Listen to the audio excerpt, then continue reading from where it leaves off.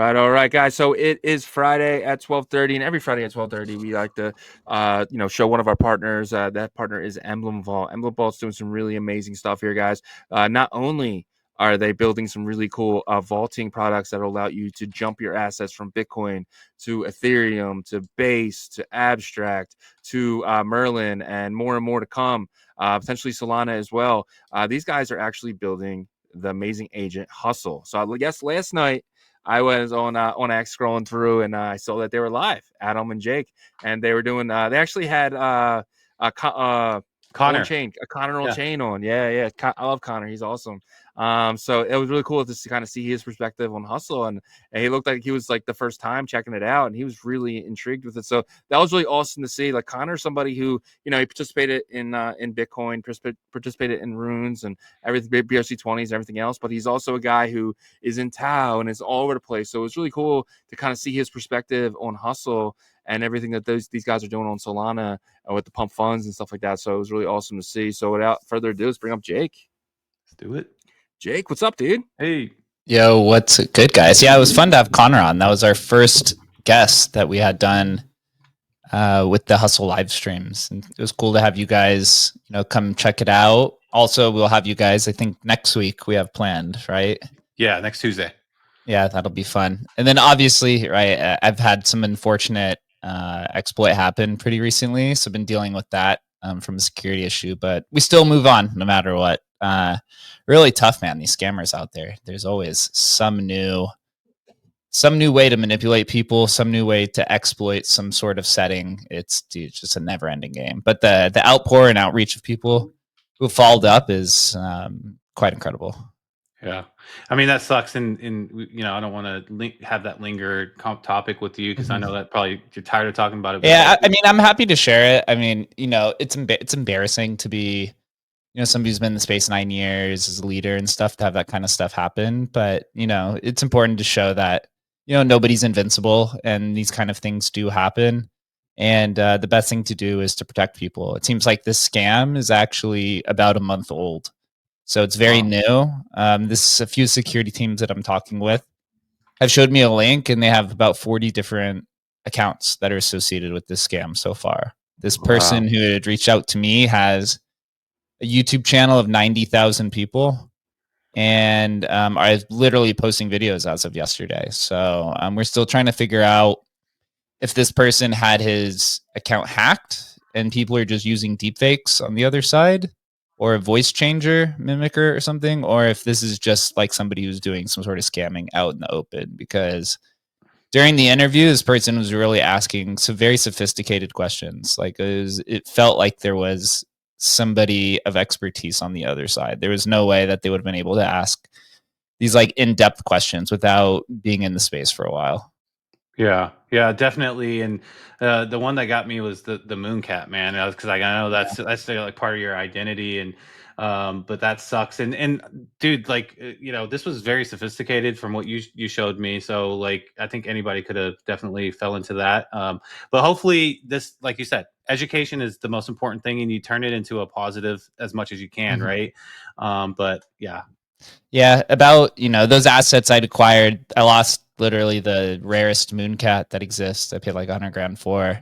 Obviously the Genesis cat, which is my profile picture, paid like 50K for, and some other assets. So it sucks. It's really unfortunate. I'll recover and we'll make it back, and we'll continue to grow. If you're using Zoom, I highly recommend to look into these settings. It's actually quite insane that this setting of give or allow the host to request remote control of your computers is a default turned on option for every single Zoom setting.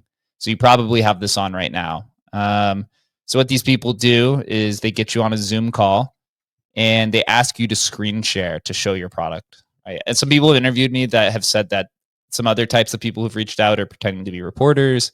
Some people are YouTubers. It seems like some people pretend to be VCs. So they ask it in different ways. And so they'll ask you to screen share.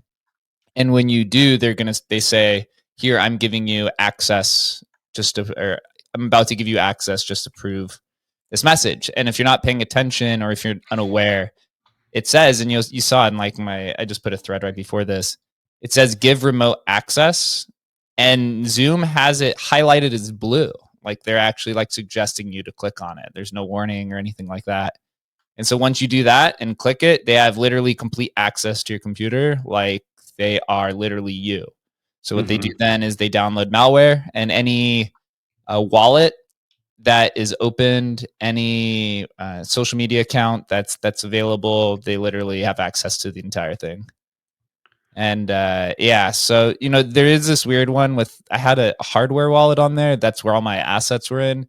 I don't know. I'm still really unsure how they access that, because I rarely ever use it, rarely ever log in. I logged into it like a month ago or so, and only a few times over the past 3-4 years. So, maybe it was something where I was trying to cut a shortcut or something, but that one to me is still a mystery. They did end up draining a Bitcoin wallet as well. I had some like Famojis and some other kind of smaller assets, but I actually thought it generally practice pretty good security. So the computer, not this one that I'm on right now, but the one that I'm usually on, I generally just keep to social media and recording. So the wallets that were signed into it is like smaller wallets that I'd used when I'm doing like live streams to like test and stuff like that. So the Ledger thing, I'm still really confused how they got access to that, but they did hack my Twitter account. Luckily, I was online. I was on my laptop at the time, and they started sending DMs to people to hop on a Zoom call, ironically. And then they had access to my Gmail account as well, because they locked me out of Twitter, and then I reset the password, and then they basically reset the password on me again. So I had to like go to Gmail to reset it, and then you have to go through all of your other accounts and stuff. But fortunately for me, I generally don't keep too much information in Gmail and in on that computer. So it's somewhat contained. I mean, there's still a big blast radius, but it wasn't like everything, fortunately. So really, I encourage people to really look into Zoom if you're using it. If you're going to use Zoom, you have to be the host of the show. If you're not the host of the Zoom meeting, I would recommend not using it. But at least go look at the recent thread that I posted and change that setting. It's crazy that it's default on. And also the crazier part is that it's default on. It can only be changed by an admin, and the owner of the account's not allowed to be the admin. So yeah, the one that says before I shared the details.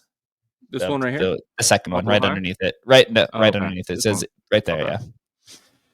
So I recommend people to read through that. That explains how they go about it and what the scam is. And the next one, I'll do one final thread for people, basically highlighting who this person is, this kind of scam ring and stuff. But I'm waiting for a few security teams who've reached out to do their proper due diligence and to gather all of the information that they need.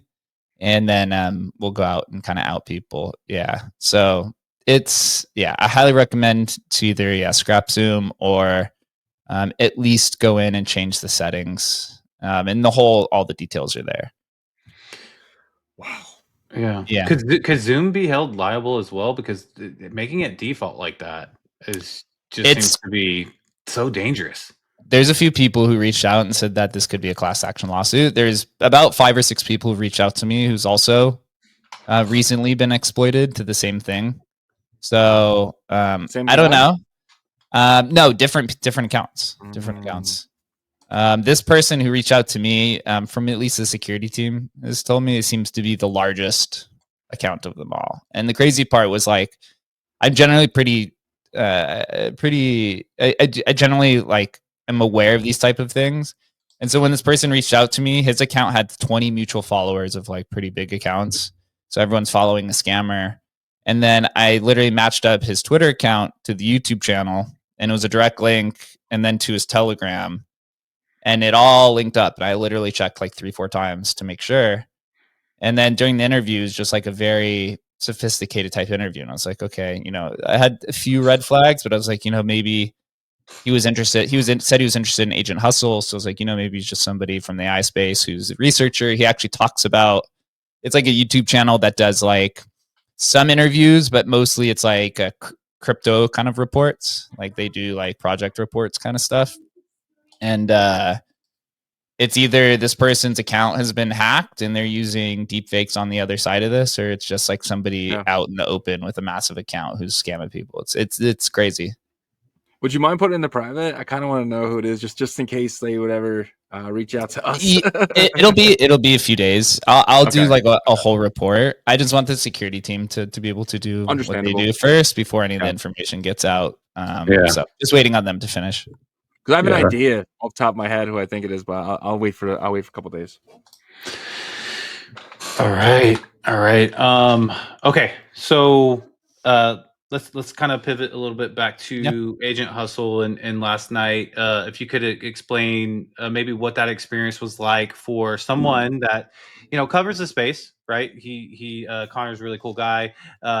Has like what his experience was maybe with AI type of products, and then what he thought about Agent Hustle.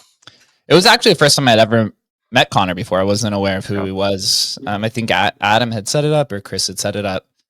A really cool guy. Also cool that he has his own YouTube channel, so he gets to kind of, you kind of get the journalistic side of things in that kind of perspective. I think he was more amazed by what it does than anything else. There wasn't too much, hey, try this. It was more of like, oh, this is cool. Oh shit, what is this kind of stuff? And he said he had been looking into AI. I know. I still have to follow him as well. And I was looking at some of his tweets today. It seems like he's been covering the Tau chain. I forget what's it called, the one that you guys talk about a lot. BitTensor. I saw he was talking about that a lot. He's more interested in like infrastructure AI projects. And this is like a DeFi AI, which is like its own kind of sector. But yeah, overall, I'd say great experience. Hustle did pretty well. He even did a few things from an analytics standpoint that I had never even seen before, to be honest. So it seems like he's continually growing and getting better. We're seeing a lot more users post wins consistently.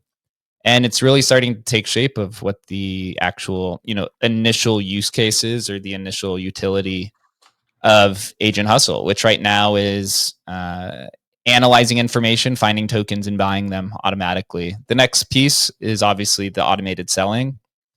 And we've actually had a few teams reach out who are interested in building on top of it and integrating that type of experience into, their own kind of products.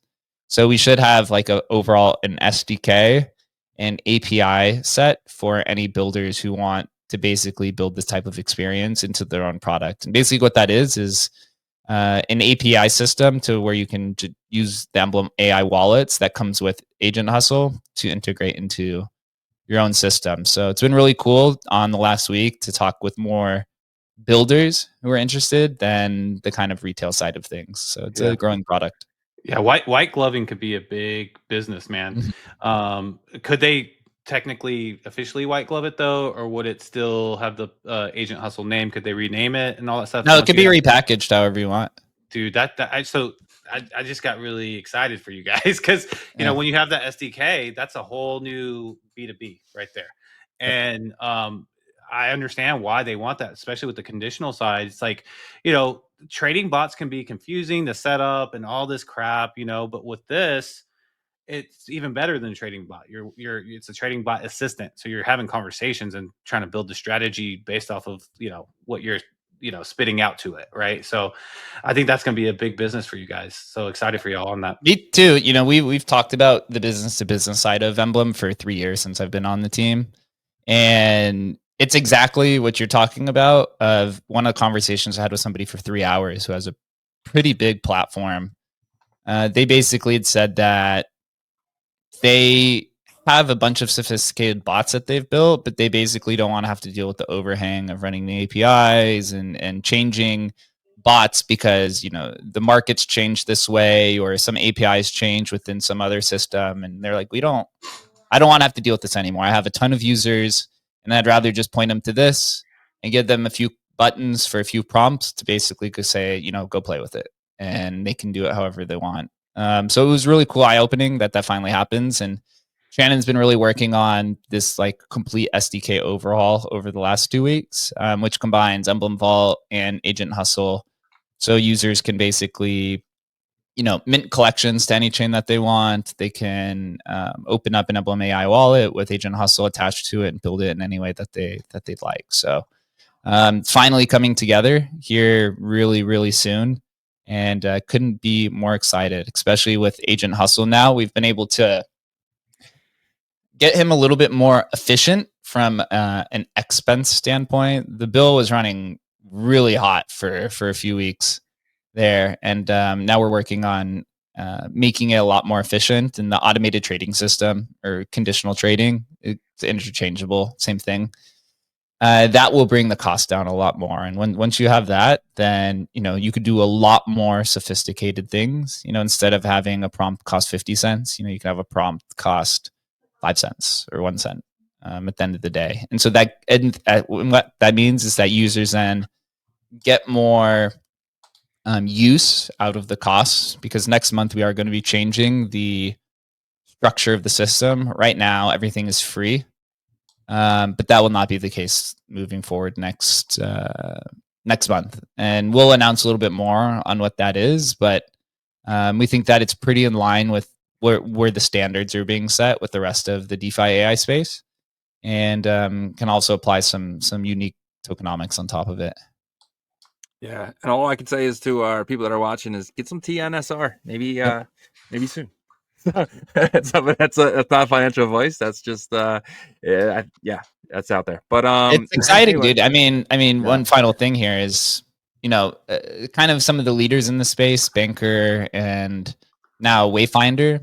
They both have these like subscription models. They go about it in a different way. I think Banker does their subscription in Banker, the token, where Wayfinder does a subscription in Sol. But then you use the prompt token to basically collateralize these paths, so that you can basically get a revenue share of it. And what it means by that is like, so anyone could go into Wayfinder and build a bridge for Solana to ETH. It's already been built, but this is an example. If you build the Solana to ETH bridge, then whoever built that gets, I think, like 0.25% of the revenue fee. And then people can basically collateralize or stake cash or prompt into that bridge, and then whatever your kind of like staking percentage is like the revenue share that you get of whatever the additional kind of revenue is. And so it gets a little bit confusing there, right? But you can kind of do a lot of fun stuff here. And so we're really trying to explore, what can you do with token gating, intelligence? What can you do with subscriptions? What can you do with revenue share? And then also kind of just being a little bit more familiar with where the industry is going, and trying to, be a little bit more comparable to that. You don't want to be completely out of left field when everyone else is doing something, because then you can really isolate yourself. Yeah, I agree 100%. Last night when I was watching you guys with Connor, you said something that really like kind of stood out to me, was the fact that one of your jobs at Emblem Vault previously was basically customer service, helping people with issues, really kind of getting them through problems, and making sure that everything was good. But now with Hustle, that all changed for you. You basically took one of your hats off and gave it to Hustle. Hustle is now your customer service. You tell people straight up, hey, go ask Hustle if you have an issue. Yeah, it's really nice. For the last 2 years or so, and it'll happen again once before we get Agent Hustle implemented onto the Emblem Vault side of things. But you become a founder or a CEO, and you have this vision of like, oh my God, I'm going to direct people to these different type of things. You get to build and work on these projects, which is true. But then the majority of the time, you're just answering ticket support, like spending all this time troubleshooting with people, telling them like, oh, here, take a screenshot, send it to me. Oh, is your VPN on? Right? I try a different browser. Like it takes so much time away. Clear where cache. it's a pain, dude. It's a pain in the ass. And then when you move into the AI space, somebody comes in, they're like, hey, we're having an issue with this AI. And you're like, well, ask the AI. They're like, well, what do you mean? And I'm like, well, consider it a person. And so if that person you're having issues with is making the wrong mistake, then ask them, what's wrong? What's the issue? And then because it's AI, they'll literally just tell you exactly what the issue is. And so we've had very minimal very minimal, maybe 5 tickets where we've actually had to have some sort of like manual intervention. Like over 90% of them get solved by the person literally just talking to the agent. It's incredibly awesome from the builder side of things. Yeah, for sure. And what's going to be even better for you guys is that I have a feeling when I have issues with vaulting my ordinals, Mr. Hustle is going to be right there to guide me through that as well. Am I right with that? That's the plan. Yeah. So with the SDK, right, you can have an Emblem. You can use Emblem Vault plus Agent Hustle in coordination together. We're gonna use him within our system. We're kind of actually exploring right now. We're working on first one side project, which we haven't really talked about, which we'll release. But then after that, we're looking to create potentially a new all-in-one experience where we merge Emblem Vision, Emblem Markets, the Emblem SDK, and it might be one other thing on top of that. But then you have that all on one interface, and then you integrate Agent Hustle into that as well. So think of something like a Clippy experience where you can basically move your assets across chain. You can trade. You can you can move your assets across chain. You can trade across chain, and then you have this agent who basically can analyze the entire system. So having that all-in-one experience, I think, is very powerful, because what our mode is comparative to some of the other DeFi A projects is we're a lasting company that's also the number one NFT bridge in the industry. So if you use the intelligence layer to kind of reinforce that, you can really allow users to unlock a lot of capital efficient methods that have not been explored, which to me is incredibly powerful. And I think for the users are probably not really aware of what's possible. But for one example, and I've used it on the show before, if we deploy a Bitcoin Puppets collection on every single chain, you could just have Agent Hustle read your wallet and say, review all of my ordinals and tell me where the highest bid is for these assets. And he'll say, oh, look, there is a bid for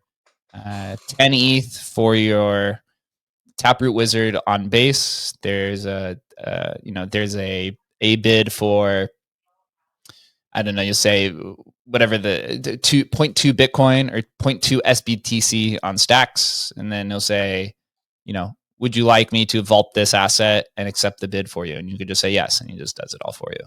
So pretty exciting. I know a lot of people kind of have the other view, and we saw this with Magic Eden with their Slingshot acquisition, which I think is really exciting, where they're basically saying, you don't have to move your assets across chain. You can just keep your assets on the same chain and purchase with any asset, and we'll do basically the custodial kind of on-off ramp swapping in the background, which is great.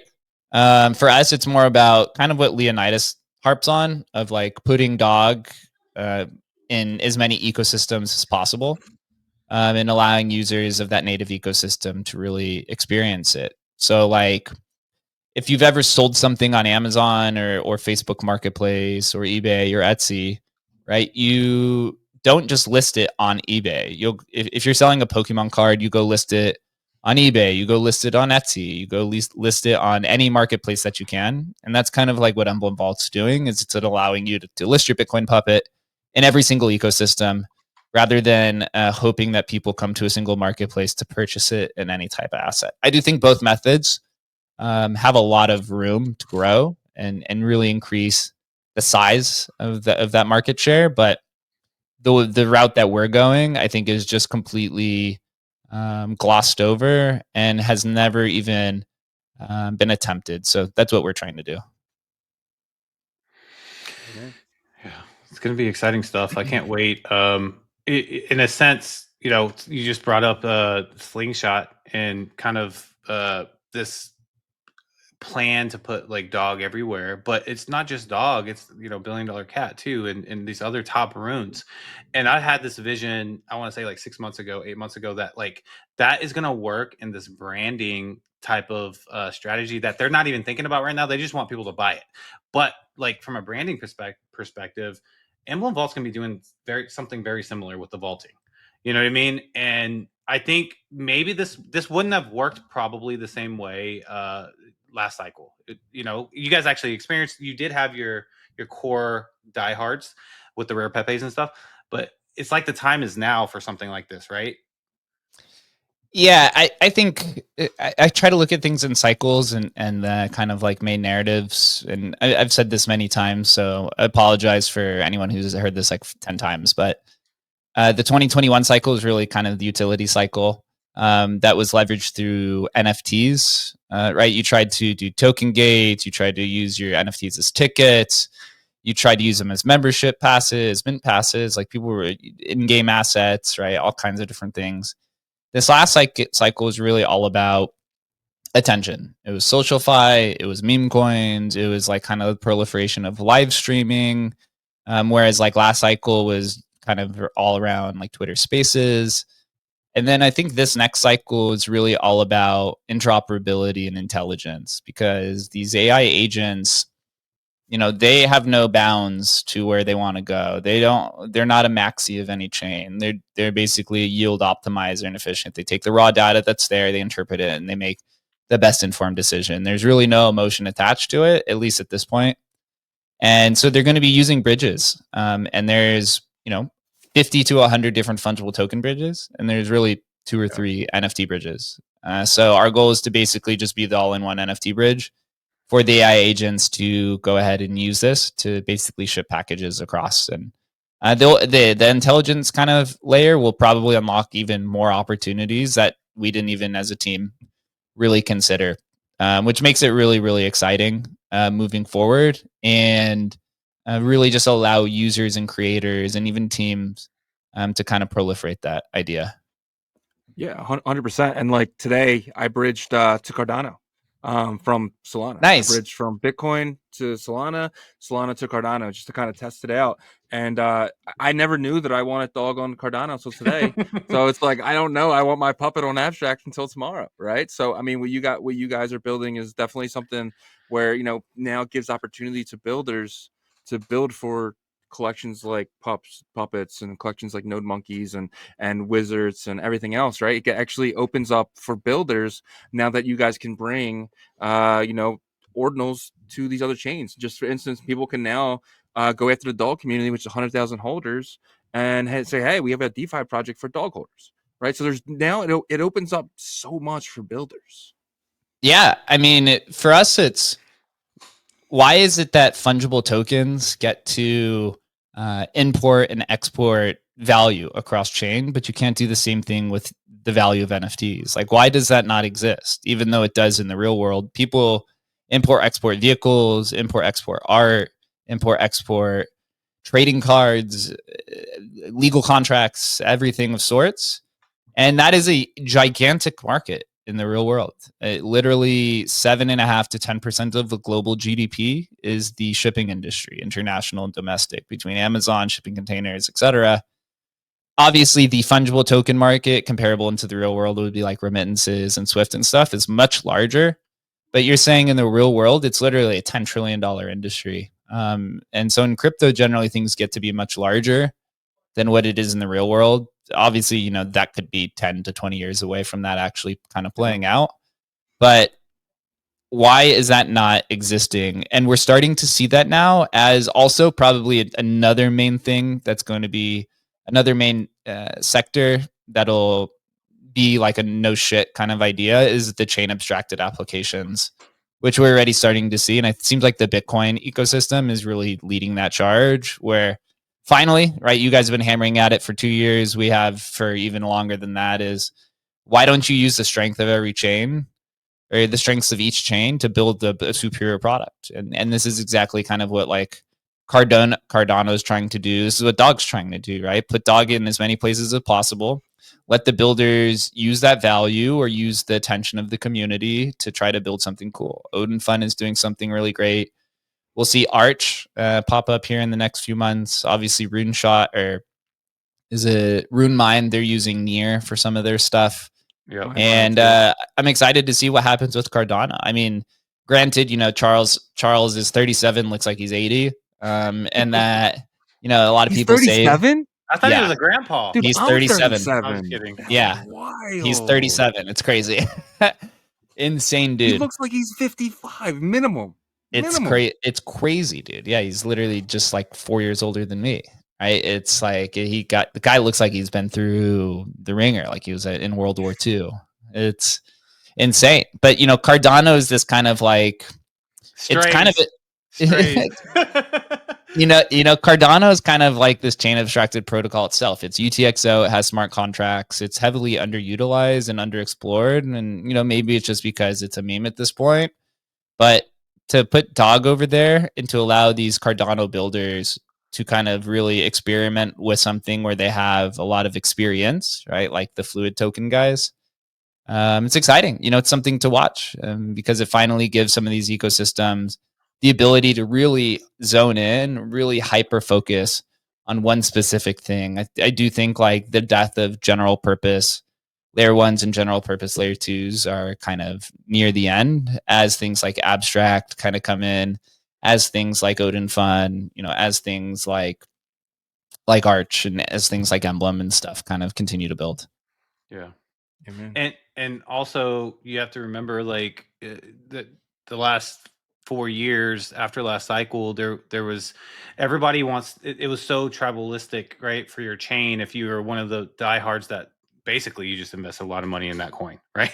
The XRP people, the Cardanos, and they're constantly fighting for their relevancy, right? And so I love the fact that I was talking to Shizzy about this. There hasn't really been a token standard that you're not able to have some sort of decentralized AMM on the main chain that has success outside of it, right? But runes, it could be that with Bitcoin, and so it's like it's I just think it's awesome that like if this happens, which it seems like it is like Bitcoin limitations is pushing use cases for other chains to service it, and now you're having the chain abstraction concept be adopted, because I'm hearing less and less crying maximalists about chain abstractions lately, probably because Odin Fund has gotten a lot of attention saying, okay, well, we don't have to upgrade the chain, we don't have to put all these things at risk.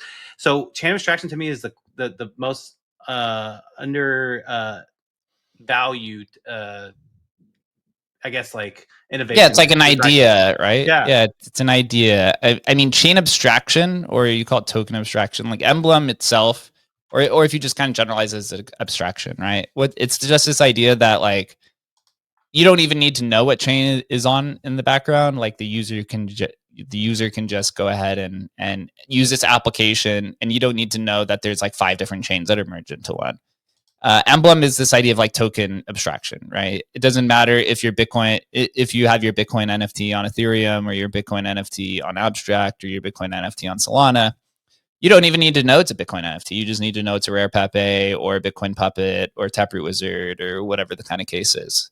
And so chain abstraction, right? Like Odin Fun, it's like, it's a Bitcoin focused application, but it's using ICP in the background. And so a lot of people were not fans of it. I do think the maximalist and tribalistic kind of perspective is really what was pushing against it. Like, oh, it has to be on chain or whatever. And I think Magic Eden with the Slingshot acquisition is really kind of the final death knell to the kind of like on-chain Bitcoin maximalists, because you're going to be purchasing runes with USDC and Tether and Solana and and PayPal and Apple Pay and all these other kind of mechanisms.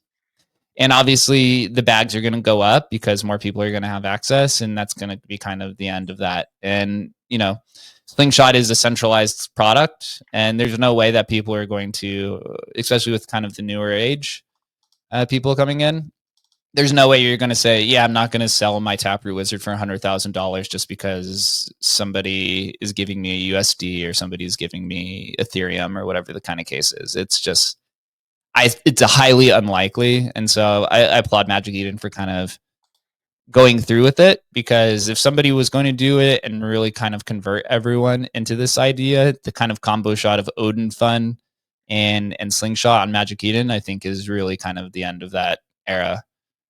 Yeah. And Slingshot's it's valued at $1.4 billion, right? It is? It's Oh, I didn't even yeah, see. it's pretty What? crazy. That's 2 years crazy. ago, yeah, 2 years ago, there was some they did their seed round with Coinbase Ventures and a couple other places. They put Wow. about, I think it was like $34 million in, and then they're up, tenfold on their investment. Where I can't where was imagine. where was that valuation at? Where'd you see that? I checked ChatGPT. Just type ChatGPT. It's like what Okay. is Slingshot's valuation? They gave me 1.4.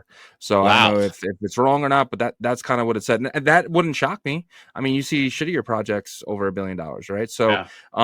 but When do you was the think, seed how much round? do you think When 2 was years the ago, seed? 2022? Okay. So who knows what they even were back then, right? To Yeah. where what they are now. I mean, I didn't hear about them until like 6 months ago. And now, the Magic Eden acquisition, I can't imagine how much Magic Eden paid for this. So Who's cheering for their success though? Who invested in the seed round? Coinbase. Exactly. Coinbase. Yeah, I I, saw I Coinbase has done a few kind of venture rounds, right? They invested in Satflow. They invested in, was it Sat Terminal? I think they're kind of poking around in I it. think I, was yeah. it I think I think Runes it's still, people hate Runes. Runes is a $1 billion protocol. I think the community has decided that Runes is the winning standard, no matter how many times people will like to package it, because people are building on top of Runes with all these different applications. It seems like I've been kind of reading that it doesn't seem like Opcat is the next kind of upgrade. That's who I thought, like, their catnip standard may have been like the only real competitor to Runes. I know BRC 2.0 is coming, and maybe the East still adopts it, but I think it's hard to see Runes not be the winner here. And I think it's like OpCTV plus like something else seems to be like what's the next standard. And how you get, confident are you in that, by the way? I'm pretty confident. I mean, this is the thesis that we had at Emblem last year, was that Runes was going to be the winner. That's why we decided to No, migrate our sorry, token. Or what? I meant OpCTV getting through. I haven't read too much on it. I just see that from larger accounts that this seems to be the way that the activation and signaling is towards this combo of that, and then maybe Opcat comes next. But my thesis was that the reason why Taproot Wizards did the sale now is because they're aware of this and they need to extend the runway by a few years to ensure that Opcat makes it through. And there's, you have Starkware and some of these other companies coming through, and I'd like to see Opcat there. I'd like to see a few different upgrades, but it's a gigantic political spectrum on Bitcoin, and so it's not easy to do. I like the Taproot Wizard guys. I don't think they're extractive as people make it out to be. Yeah, maybe they like raised more money than they should have, but they're obviously trying to build something quite large and quite ambitious, and sometimes you need that type of capital. And people wanted Taproot Wizard, so hey, if the market wants it, then fuck it, let them have it. Yeah, I mean, they sold out, right? So it's up to the market to decide if that's their valuation, and it was, right? So I mean, it is what it is. If you can't call someone everyone should try to get as much as they possibly can for their product, and that's the end of it. You know what I mean? Like if you don't like it, don't buy it, and if they don't sell out, then that's on them. They went too high. So I just don't see the. It's not like they're it's tricking their them. company. No, it's like they're giving you an asset. Yeah, they're acting like they have like this cobra that they're Magic like wand. mesmerizing people. I'm just like, bro, you have the ability to click your mouse and mint or not. So come on, let's be adults. So real quick though, I kind of want to fix myself. So I've asked ChatGPT more questions. So now Magic Eden is valued at like 1.4 after the acquisition. So it's between the Magic Eden saw them between 50 and 100 million, but they're saying the acquisition is not out there Public. yet. So it's not public. It's So what it between seems to 100, be for most of 50 and these. 100 million. Yeah. Dude, but we'll see. Props to the founders. Props to Magic Eden, man. They raised really big. They're really ambitious, and they basically, capitalized when OpenSea was being stagnant, and they've really gone in a cool direction. I think a lot of the people on the team are really cool. They're really kind of people. At least they've been to me so far. And they've been thinking about the users foremost, and it feels like they're very embedded into the culture. So it was a really cool move. Even on kind of a larger scale, the M&A that's been happening in crypto, I think, is very alluring, and that it's really signaling that the industry is maturing, And I think it's even a little bit more captivating the different direction that some of these industries are going, or sectors, right? So like, for example, Magic Eden and Jupiter, right? Magic Eden's a NFT marketplace. Jupiter is an aggregator. They both acquired Moonshot and Slingshot, which is the same things. They're basically on-off ramp, for tokens. You saw Ripple acquired a prime broker because they want to be, and now they're pivoting to using the Ripple stablecoin as the bank intermediary. So they're kind of making a little bit of a pivot, but they're showing the institutional kind of side of things. Saw Kraken acquired a futures platform because they want to be, they want to compete with Coinbase. Coinbase has a futures platform already. And then you're seeing TradFi companies acquire different types of stablecoin infrastructure, right? Because they want to be basically the Swift of the world. So you just see everything just kind of getting larger and larger and larger on different scale. I suspect in a few years here, you're going to see some very large acquisitions, like either something like a Magic Eden getting acquired, or something like a Coinbase potentially, getting bought out on the public markets. I wouldn't be surprised, right? You could see things like BlackRock or Fidelity coming in, making, buying an OpenSea, or just making some like very large acquisitions. So we'll see, but it seems like that's kind of where this is headed over the next few years. Yeah. Shizzy asked me a couple of times about the Slingshot situation, and I'm curious about your opinion. He was like, think about like if you were a part of that startup, selling at, like, let's say if they evaluate them at 50 to 100 million, they ask for 100. Do you feel like that would be like a too early of a getting out? I mean, think about where we are right now, right, in the bear market. Like, in 6 months, who knows where we're going to be, right? Because that purchase is really small compared to like the Web2 purchases that eventually came out with like Vines and those other ones, right? Or like a Snapchat or something like that. So what's your perspective? It's a good question. We have these conversations internally at Emblem every once in a while as well. Of, as a company and a team, you have to decide, are we going to go out and build this entire thing and scale it up and basically compete with everyone? And then also kind of what is the limiting factor there, right? What's your runway? What's the size of your team? Do you believe in your team? What's the market look like, et cetera? Or you look at it and say, hey, if there's a company or a sector that's starting to acquire things in my industry, do we have a better long-term chance of getting acquired, the founders, make some capital, but then also build with the company and you have the opportunity to build an even larger vision than you ever wanted, right? Obviously, the name Slingshot will probably change at some point, but they probably got equity into Magic Eden. They got paid out probably some dollars in ME token, and they probably are getting a pretty good position within the company to kind of grow that. And for every team, that seems to be kind of the idea. So I applaud them. It was probably one of those, hey, Moonshot just got acquired pretty recently by Jupiter. So it's like, are we going to be able to compete with Jupiter alone? Probably not, since every single transaction on Solana runs through Jupiter. And they're like, hey, to survive, we have to partner with somebody. And so I saw that Vo from Magic Eden had said that she had been working on the deal for 6 months to a year at some point. Wow.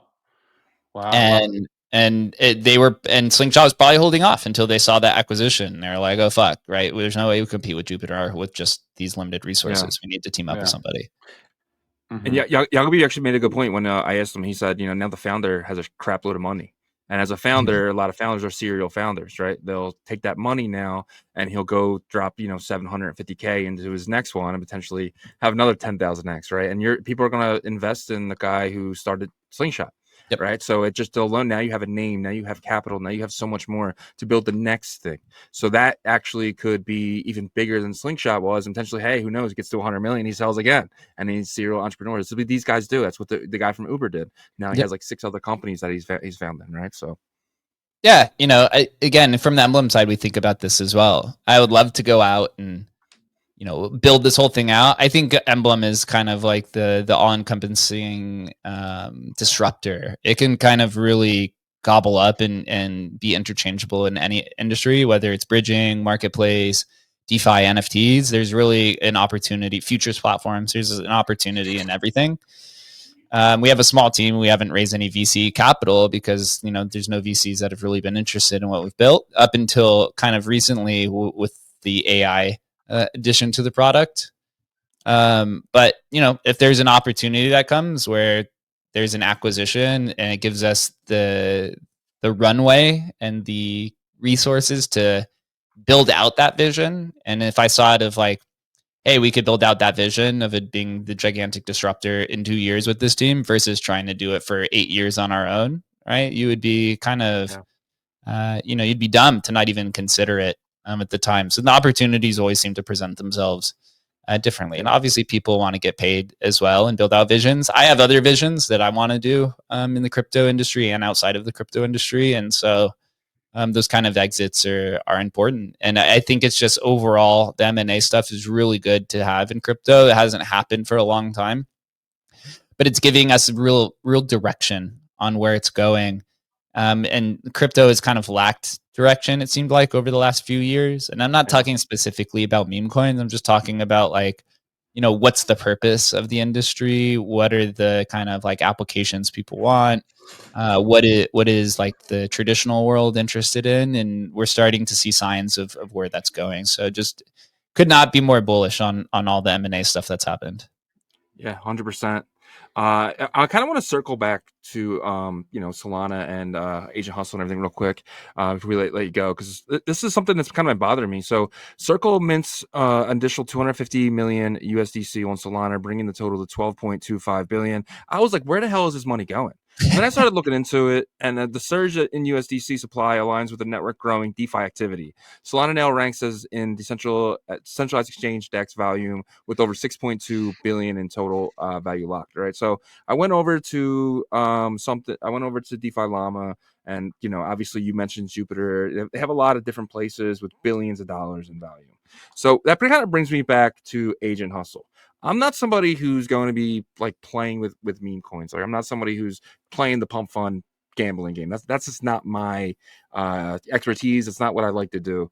But I am somebody who likes to do DeFi, and I don't have time to look at all these Solana projects and kind of find the, you know, the best yield and stuff. But that's something that Agent Hustle could help me with, and that's potentially something he can do right now for me, right?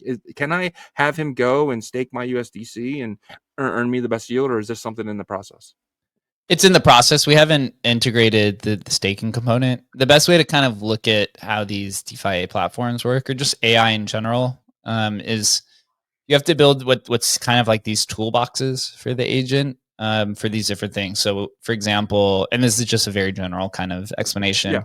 There's like a swaps toolbox. There's an LP toolbox. There's a analytics toolbox. There's a pump fund toolbox. And so, whatever the user's input is, gives the agent itself the path to access these different toolboxes. And sometimes they'll do multiple of them at a time. So the kind of DeFi toolbox for Solana, we haven't really built out yet. And what the toolboxes are is generally an aggregation of a bunch of different APIs that's kind of combined with some training and inference on how to go about accessing these different APIs. And what I've learned about Solana is the API ecosystem is a fucking mess, dude. It is not anything like Ethereum to where there's kind of this all-in-one product. I know that's what Helios is trying to build, and I have a respect for it, but it is tough. It's like you need, if you want to get like the pre-bonded token infrastructure, you have to go to this like one kind of like little small single service kind of product. If you want like real-time market data, then it's like, what type of real-time market data do you want? This one has market cap. This one doesn't have market cap. It's crazy on it. So Ethereum, it's literally pretty much all in one because it's been around for so long. And we do want to add the kind of the next steps of what we're taking. And maybe this is like the easiest way to kind of describe it. We're going to try to build out the full suite of Solana first, and then do finish the Telegram bot, and then move over to Bitcoin. So right now we're building a few tool sets, DCA, limit orders, copy trader. And then on the agent side of things, we're building the automated system. So combining all of that gives everyone kind of the tools that they're looking for to where Agent Hustle can find a token, buy a token, and sell it for you based off of XYZ things that you give them. And then after that, we want to integrate like being able to mint tokens. You have to integrate the kind of NFT infrastructure, integrate all of the DeFi things, integrate, leverage trading. You got to integrate, all these. I guess the state, yeah, kind of like Solana staking, and there's all these kind of like ancillary lending, like borrowing and lending, and yield farming, and all these different things. So it is on the goal. Us being a small team, we kind of have to be a little bit more picky and choosy with the way that we dedicate our resources. Unlike some of the other teams who have, 10 times the 10 times the amount of people working on it, which is okay because I think we've kind of really maintained our competitiveness with being probably the smallest team of all of them. But it's definitely the goal. And then once that's kind of all built out, maybe a month or two away, then we work on the Bitcoin ecosystem and Ethereum ecosystem. I'm more excited about Bitcoin side. Yeah. Ethereum's obviously a little bit easier to build since a lot of the infrastructure is really already there. But my heart's in the Bitcoin ecosystem. It's still one of the more interesting native ecosystems across the industry, in my opinion. Love it. Yeah. So Coinbase Ventures, man, get your ass out of here, man, and start getting with Emblem Vault. But Jake, man, it's been absolutely amazing, man. Really appreciate you giving us time and kind of giving our audience kind of the first looks into what you guys are building with Hustle and the jump feature with the vaults and stuff. Really excited for what you guys are building. But love to give you a few more minutes to talk to the audience. I would just say look for some updates next week.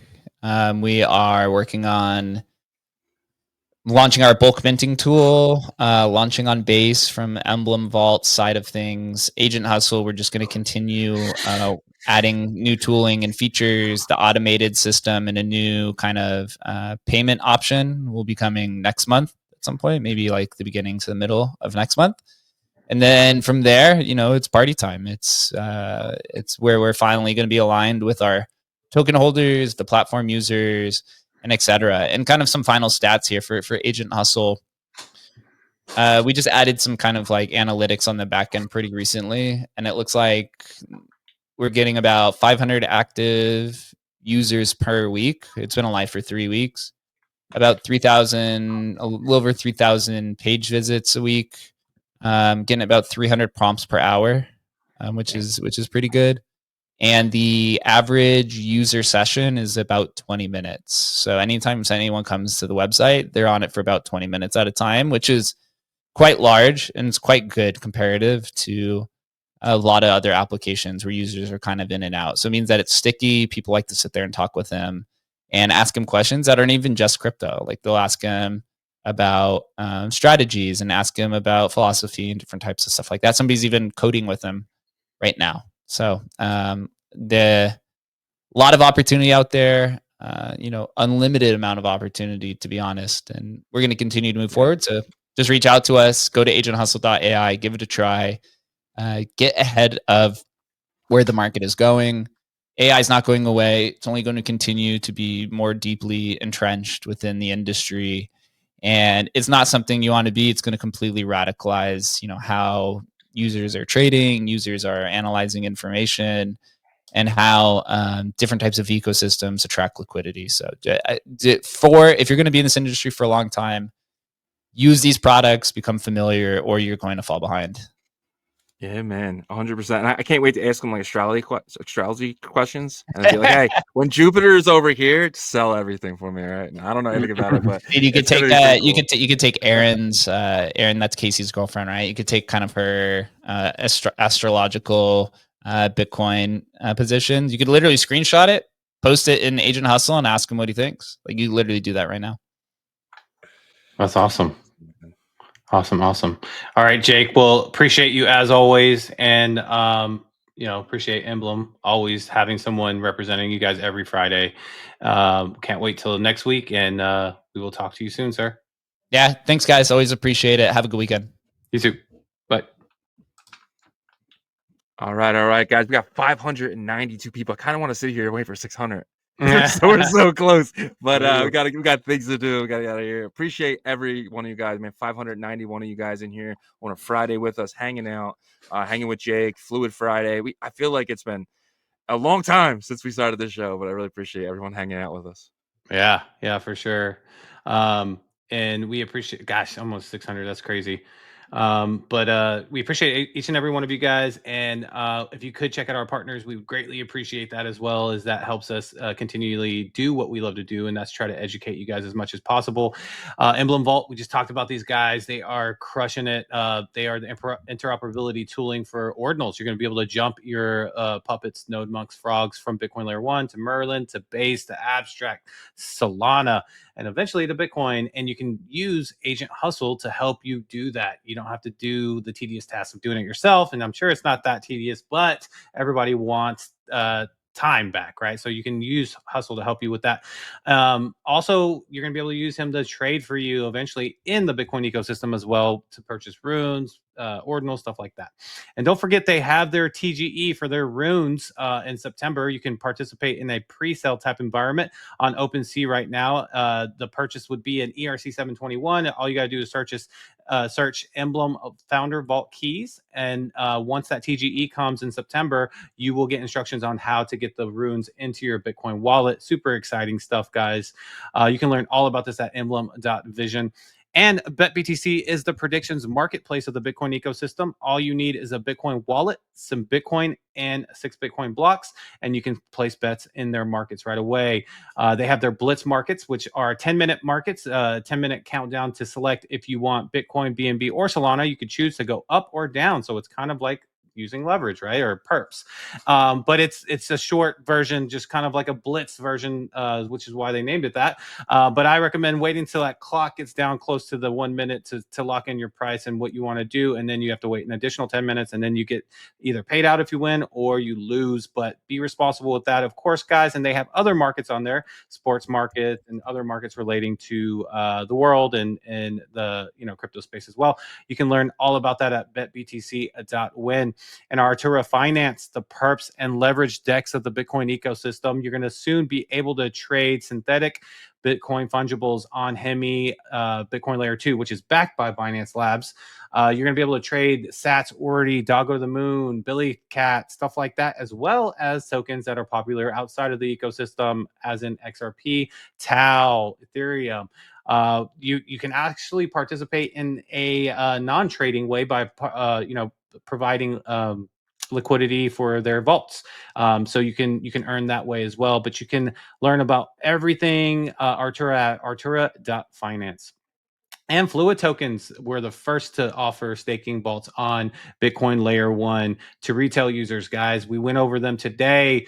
Make sure you're paying attention to when your staking vault expires so you can actually claim your reward along with getting your items back, all in one transaction as well. But if you are founder of an ordinal collection or etched a rune with an established community and you'd like to get a staking vault for your community, you can reach over to their Discord and reach out to them. They will get back to you. They have team members constantly in there to answer questions, guys. So exciting stuff there. Don't forget about their upcoming bridge from Bitcoin to Cardano called Aquarium. So you're going to be able to do what we did today, except for take out the Solana part and go directly from Bitcoin to Cardano. Super exciting stuff. Learn about Fluid at fluidtokens.com. And Merlin Chain. They are the #1 scaling solution for Bitcoin native L1 assets and protocols. These guys have been focusing a lot on the AI side. So their AI Wizard 0.3 should be available very soon. But doing very exciting stuff, guys. If you want to participate in helping secure the chain and you have Merlin Chain tokens, you can actually stake those for 15% APR.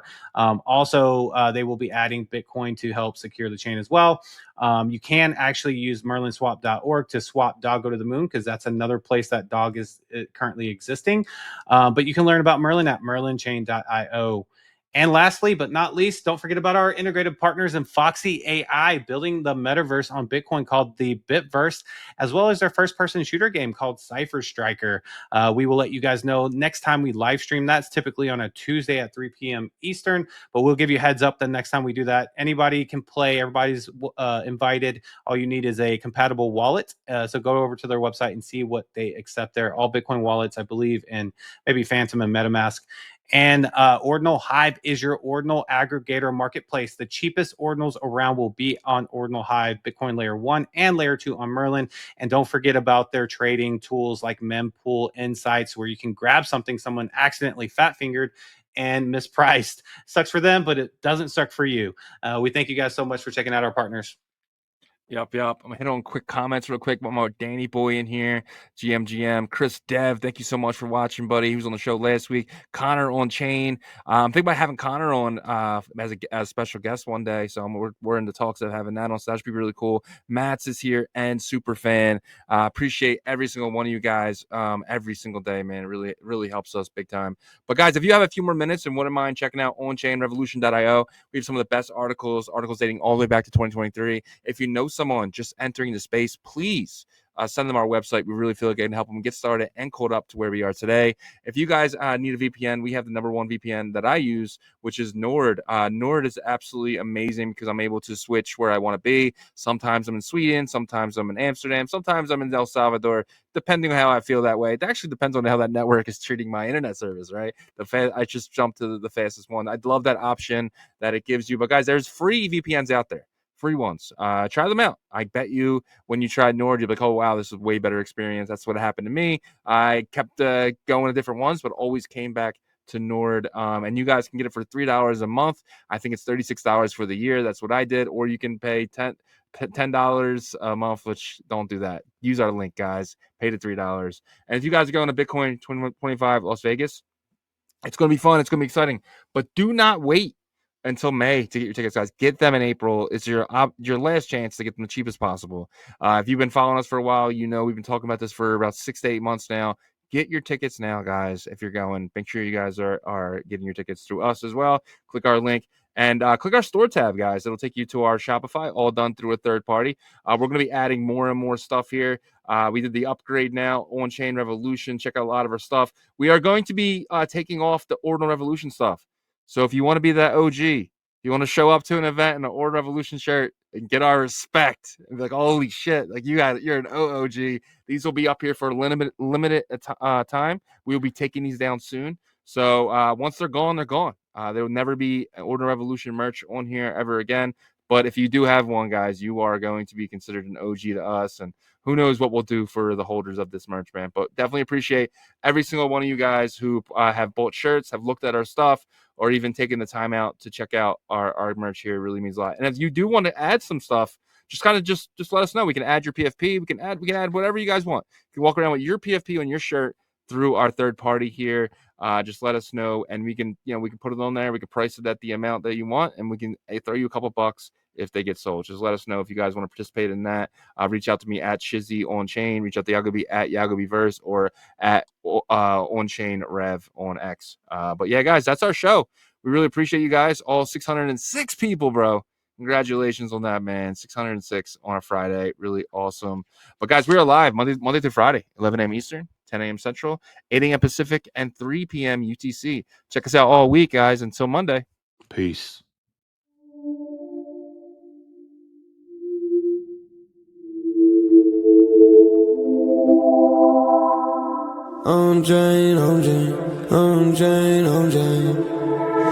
OnChain Revolution roll call.